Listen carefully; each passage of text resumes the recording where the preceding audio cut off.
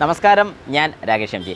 നമ്മുടെ വാഹനത്തിൽ എന്തെങ്കിലും ഒരു ആക്സിഡൻറ്റ് ഉണ്ടായിട്ടുണ്ടെങ്കിൽ അല്ലെങ്കിൽ ആക്സിഡൻറ്റ് ക്ലെയിം ഒക്കെ ചെയ്തൊരു വാഹനമാണെങ്കിൽ, പ്രത്യേകിച്ച് ഫ്രണ്ട് ഹിറ്റ് ഉണ്ടായിട്ടുള്ളൊരു വാഹനമാണെങ്കിൽ നമ്മുടെ വാഹനത്തിൻ്റെ സ്റ്റിയറിങ്ങിന് ടൈറ്റ് ഉണ്ടാകാനുള്ള ചാൻസ് ഉണ്ടോ?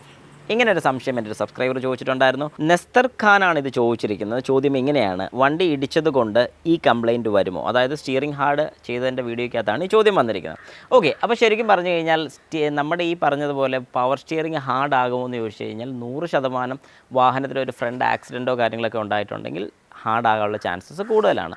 അപ്പോൾ എങ്ങനെയാണെന്ന് ചോദിച്ചു കഴിഞ്ഞാൽ, നമ്മുടെ വാഹനത്തിൻ്റെ സ്റ്റിയറിംഗ് ബോക്സ് ശരിക്കും പറഞ്ഞാൽ ലോവർ പോർഷനിലാണ് വരുന്നത്. അതായത് ഏകദേശം നമ്മുടെ ടയറിൻ്റെ സെൻട്രൽ പോർഷനോട് കൂടിയാണ് മിക്കവാറും നമ്മുടെ സ്റ്റിയറിംഗ് ബോക്സ് വരുന്നത്. അപ്പോൾ സ്റ്റിയറിംഗ് ബോക്സിന് ഏതെങ്കിലും രീതിക്ക് ഇമ്പാക്റ്റ് ഉണ്ടായിട്ടുണ്ടെങ്കിൽ, അല്ലെങ്കിൽ ആ സ്റ്റിയറിംഗ് കോളത്തിൻ്റെ താഴെ വരുന്ന കണക്ട് ചെയ്യുന്ന പോർഷൻ്റെ അവിടെ ഒരു ഇമ്പാക്റ്റ് ഉണ്ടായിട്ടുണ്ടെങ്കിൽ, ഇത് പ്രോപ്പർലി അലൈൻഡ് അല്ലെന്നുണ്ടെങ്കിൽ, ഇങ്ങനെ പല കാരണങ്ങൾ കൊണ്ട് വരാനുള്ള സാധ്യതയുണ്ട്. അപ്പോൾ നമുക്കതിനകത്ത് ചെക്ക് ചെയ്യാൻ സാധിക്കുന്ന പറഞ്ഞാൽ ആദ്യം അലൈൻമെൻറ്റ് ചെക്ക് ചെയ്ത് നോക്കുക. അലൈൻമെൻറ്റിന് വേറെ പ്രോബ്ലംസോ കാര്യങ്ങളോ ഒന്നും ഇല്ലെന്നുണ്ടെങ്കിൽ സ്റ്റിയറിംഗ് ബോക്സ് അഴിച്ചെടുക്കുക.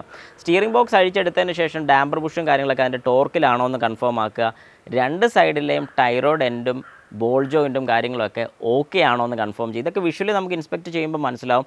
ഇൻ കേസ് അതിൽ എന്തെങ്കിലും രീതിക്ക് ഇമ്പാക്റ്റ് വല്ലതും കിട്ടിയിട്ടുണ്ടെങ്കിൽ വേറെ കൂടുതലൊന്നും ചിന്തിക്കേണ്ട, അത് മാറി വിടുക എന്നൊരു ഓപ്ഷൻ ചെയ്യുക. അതായത് സ്റ്റിയറിംഗ് ബോക്സ് ഫുള്ളായിട്ടല്ല, ഇമ്പാക്റ്റ് കിട്ടിയിരിക്കുന്ന ഒരു പോർഷനിൽ ഇൻ കേസ് അതൊരു മേജർ ഇമ്പാക്റ്റ് ആണ്, കൂടുതൽ പ്രശ്നങ്ങളുണ്ടെന്നുണ്ടെങ്കിൽ ഉറപ്പായിട്ടും ആ സ്റ്റിയറിംഗ് ബോക്സ് ഫുള്ളായിട്ട് നമ്മൾ റീപ്ലേസ് വിടേണ്ടത് അത്യാവശ്യമാണ്.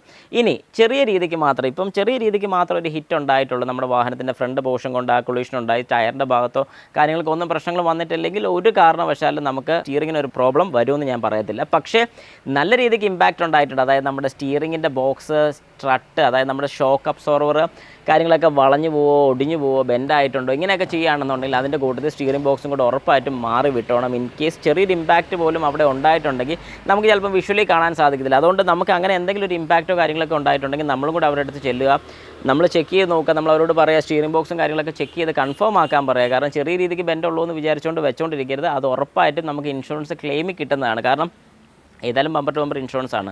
സ്ട്രട്ടും കാര്യങ്ങളൊക്കെ പോയിട്ടുണ്ട്, സ്റ്റോക്കും കാര്യങ്ങളൊക്കെ പോയിട്ടുണ്ട്, ലോവർ ആം പോയിട്ടുണ്ട്, സ്റ്റിയറിംഗ് ബോക്സിലോട്ട് ഉറപ്പായിട്ട് ഇമ്പാക്റ്റ് വരും. അപ്പോൾ അതും കൂടെ കൂട്ടി അവരോട് തന്നെ കൊടുക്കാൻ വേണ്ടി നമ്മൾ റെക്കമെൻഡ് ചെയ്യണം. കാരണം നാളൊരു സമയത്ത് ഇതെല്ലാം കഴിഞ്ഞ് പോയി കഴിഞ്ഞാൽ പിന്നെ അത് മാറാൻ ബുദ്ധിമുട്ടായിരിക്കും. അതുകൊണ്ട് ആ കൂട്ടത്തിൽ തന്നെ ഇതും കൂടെ ക്ലിയർ ചെയ്ത് വിടുന്നതാണ് ഏറ്റവും നല്ലത്.